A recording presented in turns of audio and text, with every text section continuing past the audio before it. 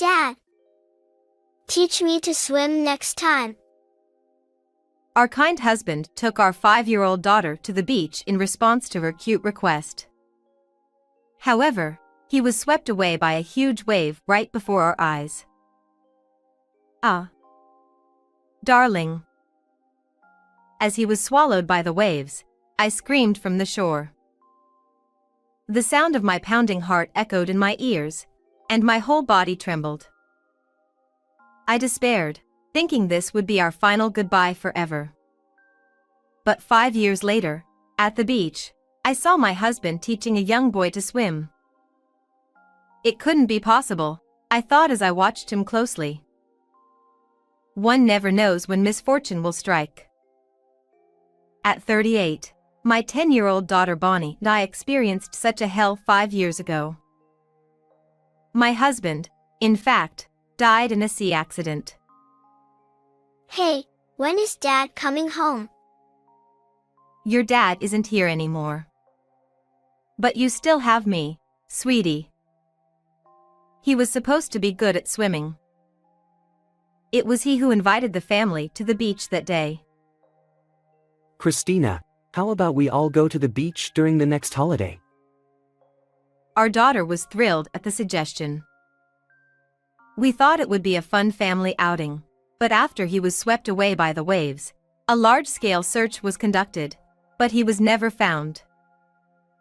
The police determined it was a drowning accident. Since his disappearance, I've struggled to move forward for the sake of our young daughter. But financial issues also tormented me.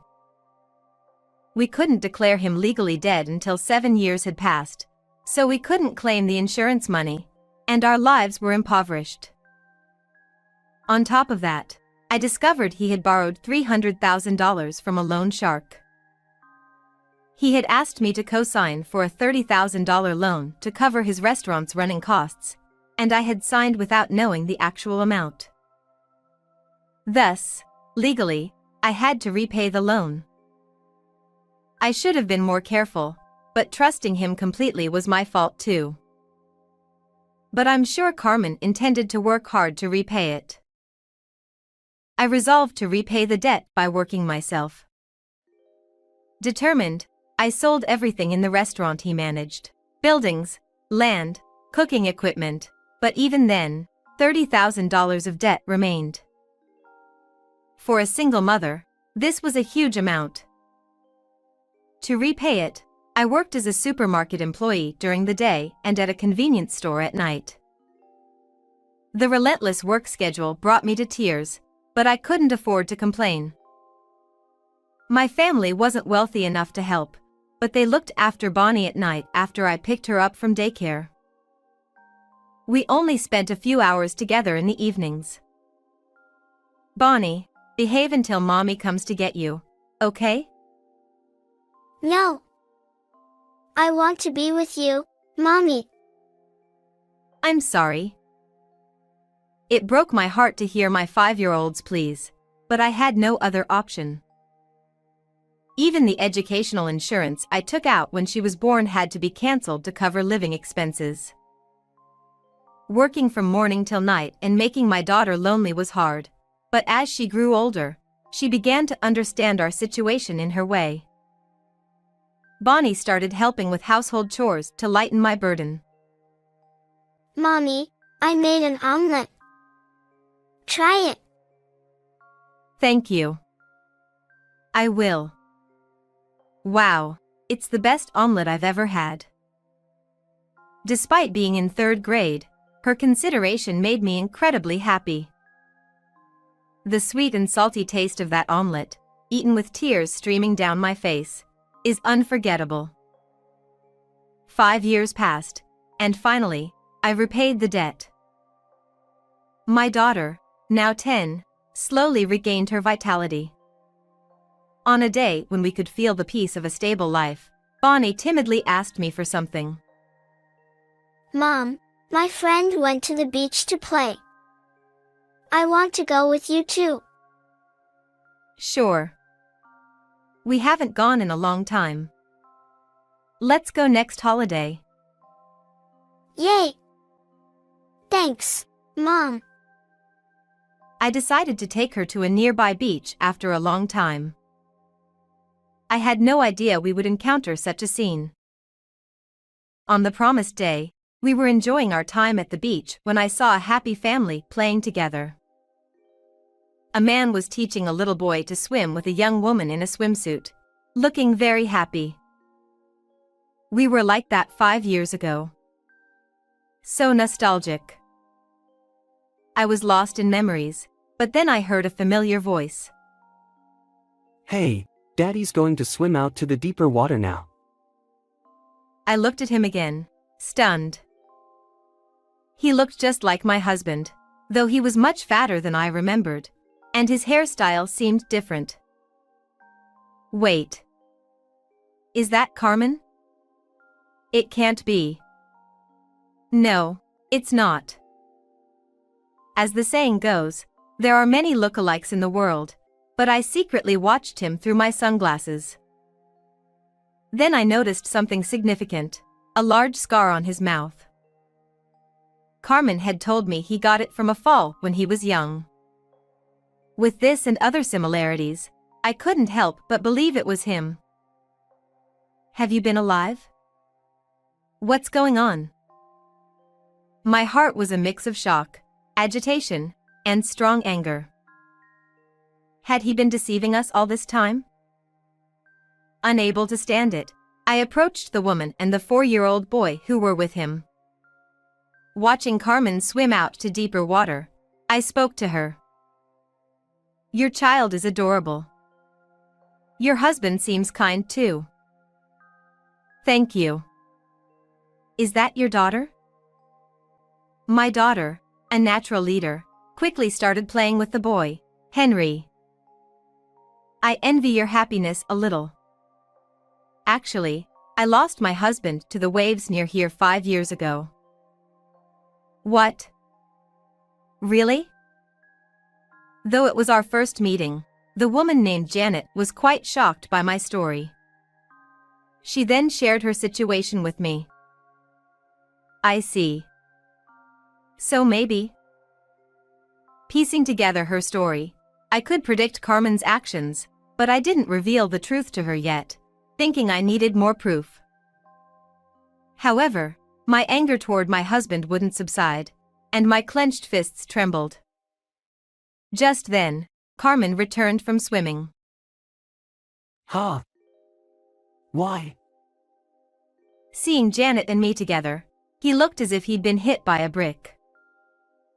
Bonnie was nearby, but engrossed in playing with sand, she didn't recognize her drastically changed father. I made a friend. Her daughter played with Henry. I see. Thank you for that. Though he looked surprised for a moment, he quickly regained his composure and acted as if nothing had happened, though he avoided making eye contact with me. I just remembered an urgent matter. Janet, let's go home. What? We just got here. Seeing him in a rush to leave, I called out, not letting him escape. It's been a while, hasn't it? Carmen? Huh? Who are you? My name is Rick. You've got the wrong person. I'm in a hurry, so excuse me. He tried to act like a stranger and run away from me. Janet, however, wanted to hear my story. Actually, my husband has amnesia and doesn't know his past. Christina, if you know anything, please tell me. It could be a clue. Hey! What are you talking about? You're causing trouble. It's no trouble. I have things to say too. Great. We live nearby. Please come over. Janet was overjoyed, but Carmen turned pale, sweating profusely. We were guided to their mansion, a grand house resembling a castle. Her elderly parents, who seemed kind, welcomed us. It was obvious they were very wealthy. Later, I learned that Janet's father was a prominent landowner in the area, owning many apartments and parking lots, with Carmen helping to manage them. Inside the house, luxurious furniture filled the space. Though I felt out of place, I was determined to confront Carmen. Not wanting to involve my daughter in the mess, I asked Janet if she could stay with the housekeeper and play in the children's room while we talked. Janet agreed, and we five gathered in the living room. Actually, this man was my husband 5 years ago, named Carmen. What? Really? I quickly started, and Janet exclaimed in shock.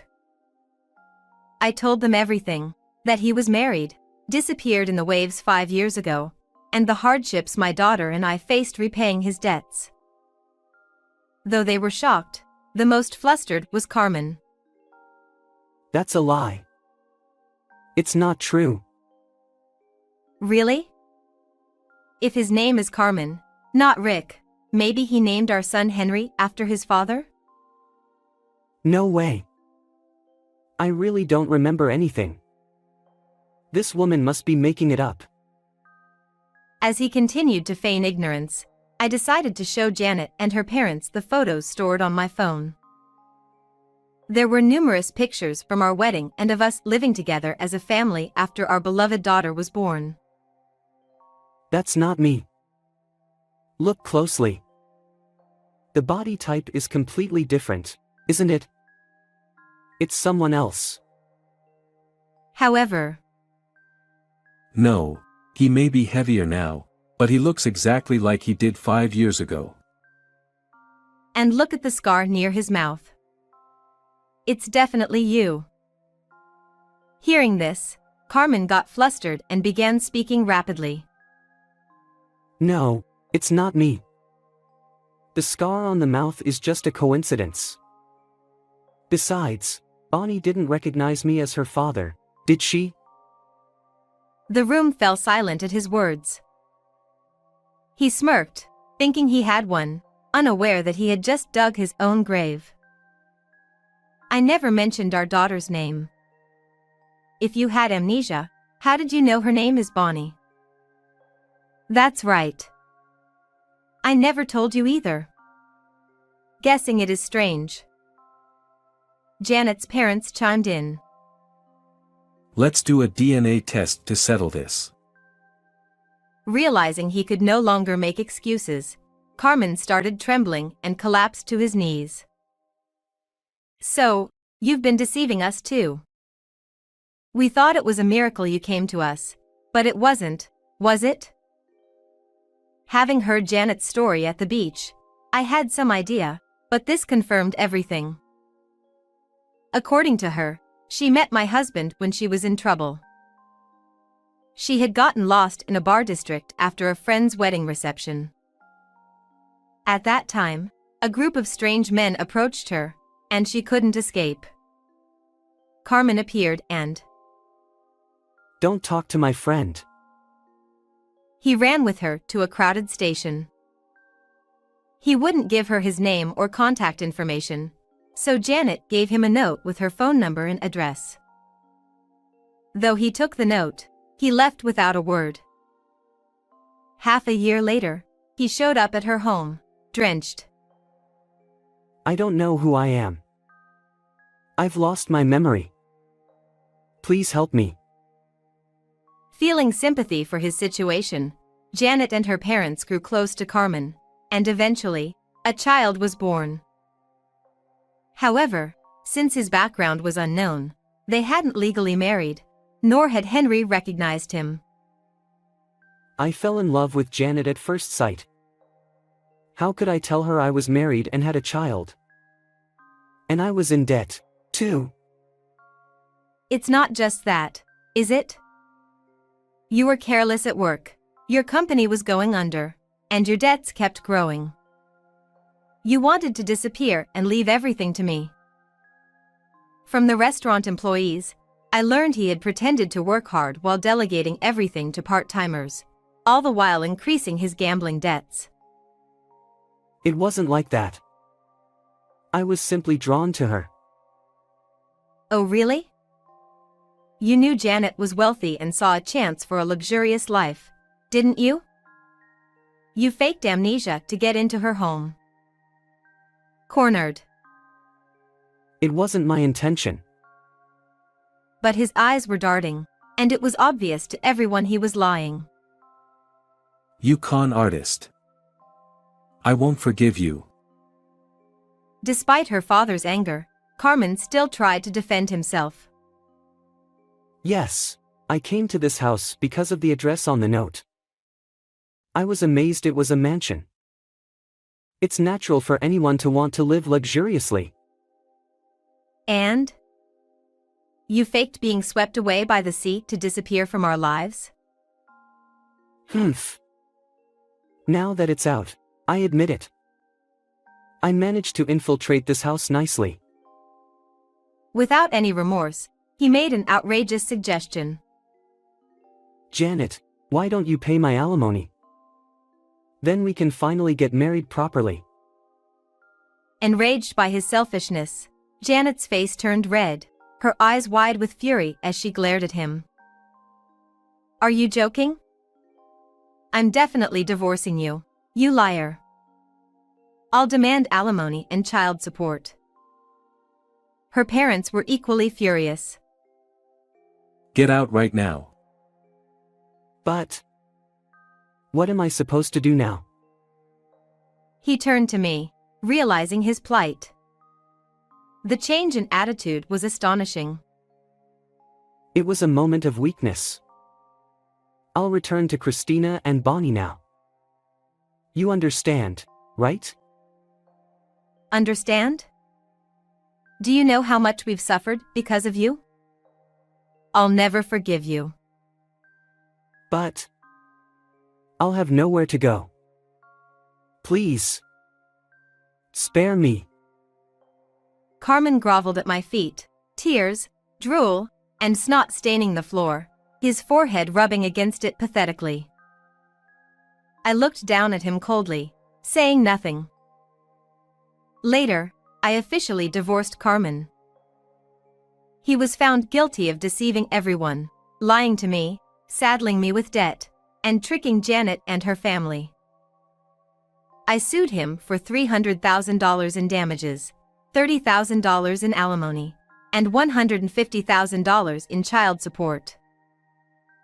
Janet also demanded alimony and child support from him. Even after his release, he would face a life of penance, but it was all his own doing. On the other hand, I felt refreshed and spent my days happily with my daughter. Although Janet offered to pay alimony for the infidelity, I refused. She was also a victim of Carmen. Our children, technically half-siblings, were innocent. We agreed to let them meet if they wanted. I hadn't told Bonnie about her father yet.